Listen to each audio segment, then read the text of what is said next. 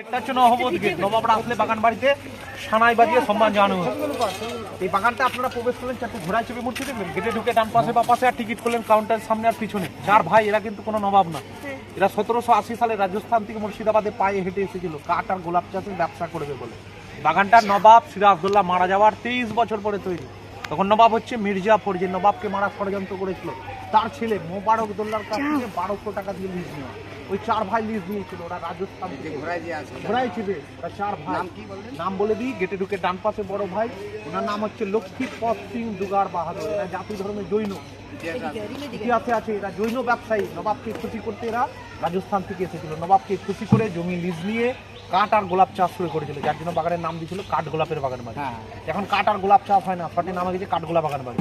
নবাব জানতো এরা কাঠ আর গোলাপ চাষ করতে এসেছে, এরা চোরা কারবার করতো। চার ভাইয়ের নাম বলে দিই, গেটে ঢুকে ডান পাশে বড় ভাই লক্ষ্মীপদ সিং দুগার, গেটে ঢুকে বাঁ পাশে মেজো ভাই মহিপদ সিং দুগার।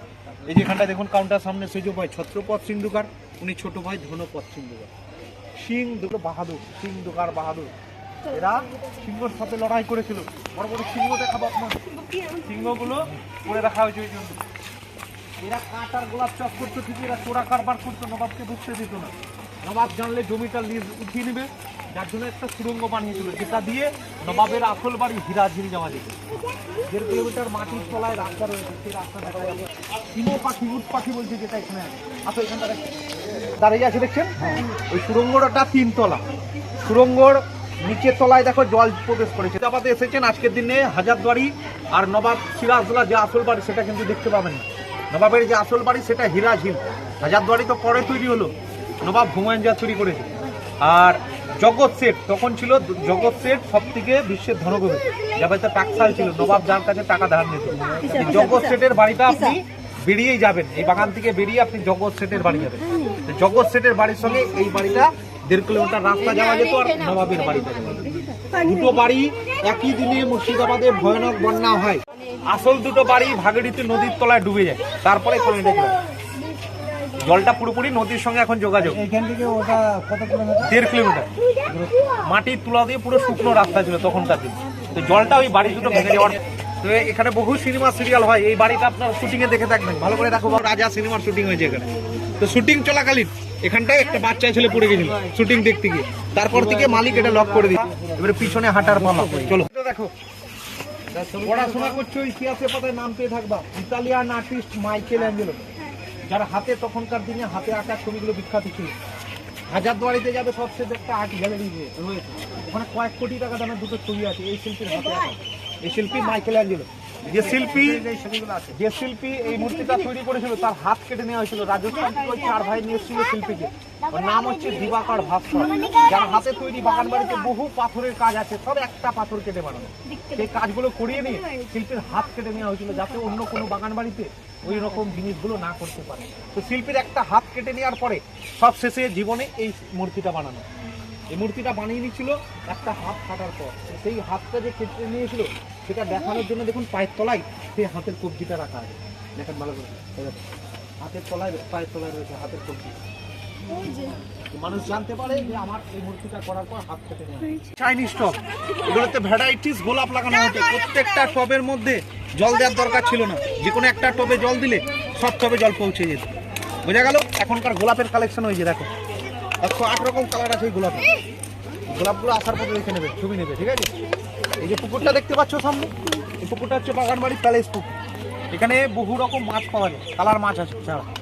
মাছগুলো মারা যাওয়ার পর এরা খায় না, এরা জাতি ধর্মে জৈন, এরা মাছকে ভালোবাসে, মাছকে শ্রদ্ধা করে। তখনকার দিনে সব থেকে বড় মাছ ছিল 60 কিলো ওজন।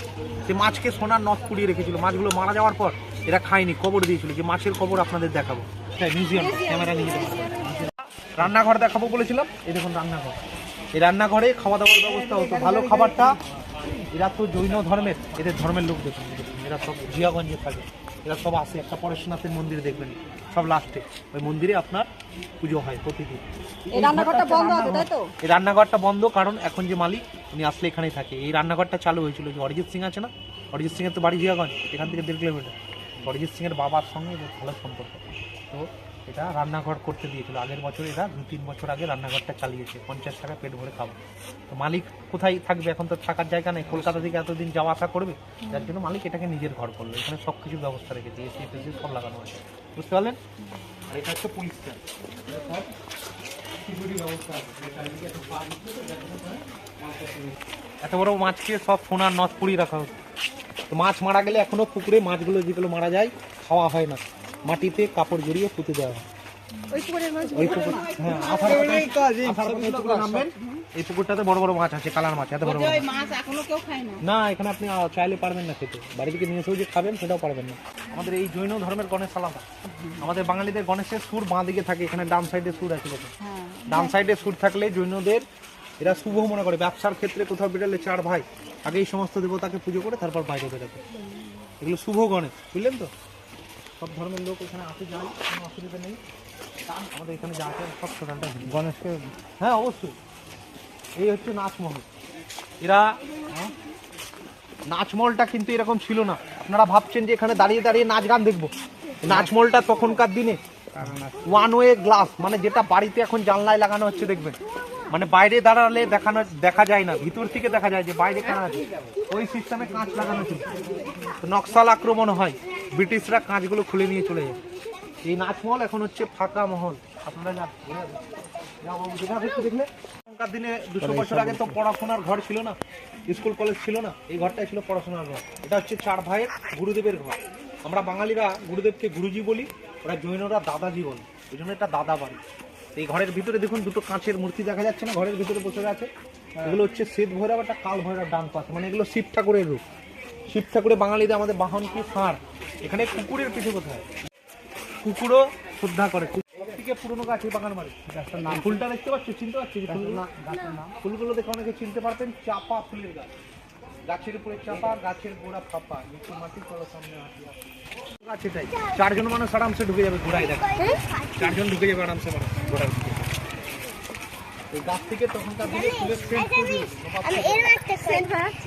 সেন্ট মন্দির দেখার হলে দেখবেন, বাইরে জুতো খুলে যে গেটটা দেখা যাচ্ছে দেখুন, বাইরেটা বারান্দাটাই ছবি নিতে পারবেন, ঠিক আছে। আর এই গোলাপের ছবি নিতে পারবেন বাগানে, অসুবিধা নেই। এগুলো দেখে পুকুরে মাছ ছাড়া আছে, বোট ছাড়া আছে, বোটিং করলে করতে পারবেন। এই যে সামনে পুকুরটা দেখে ছবি টবি নিয়ে একই রাস্তায় বাইরে ফিরবেন, ঠিক আছে। যাওয়ার পথে চিড়িয়াখানাটা দেখবেন, ঢুকবেন, ওখানে টিকিট লাগছে না।